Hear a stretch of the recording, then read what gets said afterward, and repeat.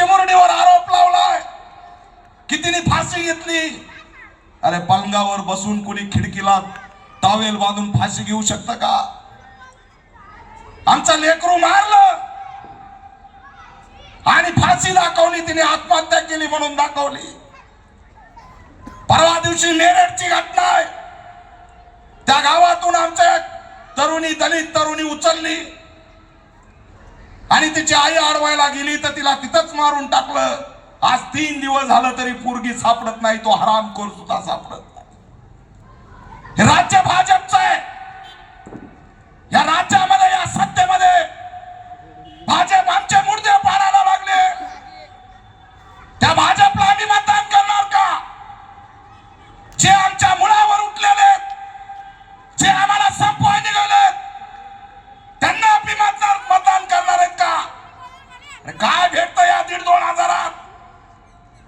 आताच माझ्या सहकार्याने सांगितलं, घरी जा, तुमच्या गळ्यामध्ये मला कुणाकुणाच्या गळ्यात सोनं दिसतंय, कपडे चांगले दिसतायत. आया बहिणींनो, तुम्ही घरी जा आणि घरी गेल्यावर रमाईचा फोटो तुमच्या जवळ घ्या आणि त्या फोटोतल्या डोळ्यात बघा. तुमच्या डोळ्यात पाणी आल्याशिवाय राहणार नाही. अरे आपली लायकी 300 रुपये, आपली लायकी 500 रुपये, आपली लायकी 1000 रुपये. अरे लाज वाटली पाहिजे, लाज, की आमच्या रमाईने हा मताचा अधिकार मिळावा म्हणून 4 लेकरं गमावले आणि शेवटी तिच्या पोटात काहीच नाही म्हणून, तिच्या आतड्यात काहीच नाही म्हणून ती टीबी होऊन मरण पावली. विचार करा, एखाद्याचे 4 लेकरं आपल्या आईने गमावले का? तर तुम्हाला मताचा अधिकार मिळावा. आज तुमच्या पाया पडायला उमेदवार येतात, त्या माता रमाईची देण आहे की तिने 4 लेकरं गमावले. काय मिळतं या 2 हजारात? अरे फक्त चॅलेंज करतोय. यांच्याकडे काहीच नाही, यांच्याकडे पैसा आहे, तो पैसा फाडून फेका. सुमित साबळे निवडून आल्याशिवाय राहणार नाही आणि तुमचा विकास झाल्याशिवाय राहणार नाही. का जगताय जनावरांसारखं? का जगताय नालीतलं जगणं? अरे घरासाठीचा संघर्ष जर 80 वर्ष झालं संपत नाही तर काय केलं या राजकारण्यांनी आमच्यासाठी? हा प्रश्न तुम्हाला विचारावा लागेल. चूक त्यांची नाही, चूक आमची आहे की आम्ही मतं विकतोय. तुम्ही म्हणत असाल काय पोटा पाय द्यायला आलाय बाबा. आजकाल तर सभेमध्ये चालले की सगळे गुलाबी साड्या घालून जातात. त्यांना वाटतं अजित पवार येतोय काय ना, लाडली बहीण वाटतोय का काय. आता संक्रांत आहे वाटतंय, लाडली बहीणचा हप्ता पडनच, चालूच आहे. नवऱ्याला मी सांगा नाही ती बहीण मतदान कुणाला केलंय आणि आम्ही इकडे बोंबलो तो ईव्हीएम हॅकिंग, ईव्हीएम हॅकिंग. अरे ती बहीणच हॅकिंग झाली तर काहीच कळणार ना. पण कधी विचार केला? तुम्ही कधी विचार केला का हा पैसा कुणाचा आहे?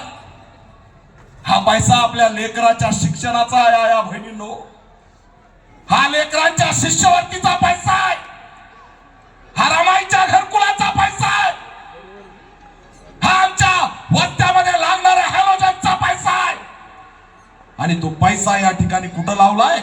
लाडली बहीण योजनेला लावलाय. तुमच्या पुढं जर कोणी नतवाली बाई पलीकडल्या एरियातून इकडं आली आणि तिने जर लाडली बहीणच्या गप्पा मारल्या तर तिला म्हणायचं लय गप्पा मारू नको. ही लाडली बहीण योजना माझ्या बापाने दिलेल्या सामाजिक न्यायाच्या निधीतून घेतेस, तुझा निधी नाहीये का? आम्ही असं झालो का? आम्ही बदल घडवत नाही. आणि आज जर तुम्ही बदल केला नाही तर लक्षात ठेवा, गुलामी आल्याशिवाय राहणार नाही. इकडे पलीकडे ग्वालेर मध्ये बाबासाहेबांचा फोटो जाळला, तुम्हाला चीड काय येत नाही? तिथं जर आपलं सरकार असतं तर गाडीवर लाता घालून जेल मध्ये कोंबून त्या ठिकाणी कार्यक्रम लावला असता. का आम्ही गाफील आहोत? का आम्हाला राग येत नाही? झाले सगळे नाटक करायला उतरले, हे सगळे एका माळीच्या मणी आहेत.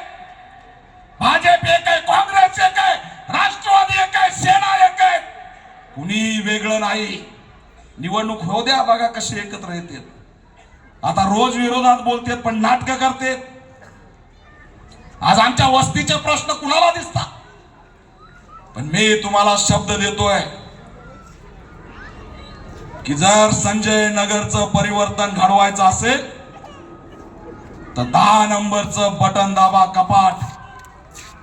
जर नाही मनुवादी भुई सपाट केले तर नाव बदलून ठेवा. या ठिकाणी हा शब्द मी तुम्हाला द्यायला आलोय. मी फक्त एकच उमेदवार मागतोय. मला नाही माहिती बाकी काय. आपल्या माणसासाठी मतदान करायला शिका. मी जाणीवपूर्वक त्याला कुणाला डिस्टर्ब होणार नाही अशा पद्धतीने उमेदवारी दिली. त्याच्यामुळे 3 जागेवर काय करायची ते करा. पण हा दीपक केदार तुमच्यासाठी महाराष्ट्रामध्ये लढतो. तुमच्यासाठी या ठिकाणी समाजाच्या रक्षणासाठी पळतो. मला फक्त या महानगरपालिकेत एक पॅन्थर पाठवायचा आहे.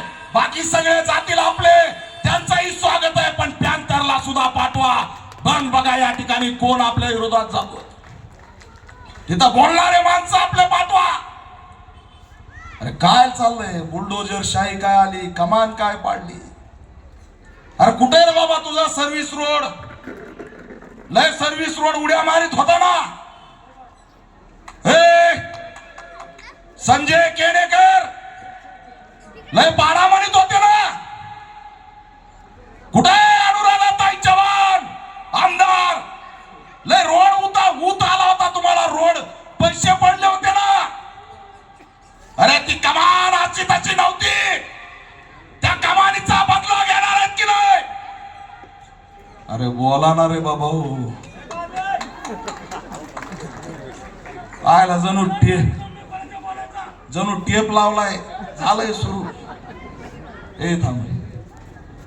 टेप लावलाय झालंय दीपक केदार सुरू आपलं. बसा आहे बोला बाबा. कशी काय कमान पाडली?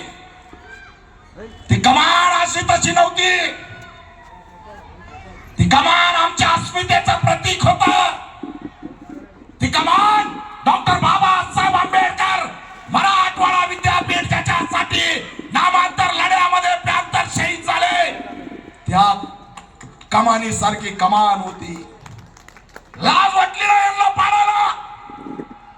बुलडोजर का चालवलं? हा प्रश्न कुणीच विचारत नाही. येतील, प्रचार करतील, जातील, पण सांगेला रोड का केला नाही?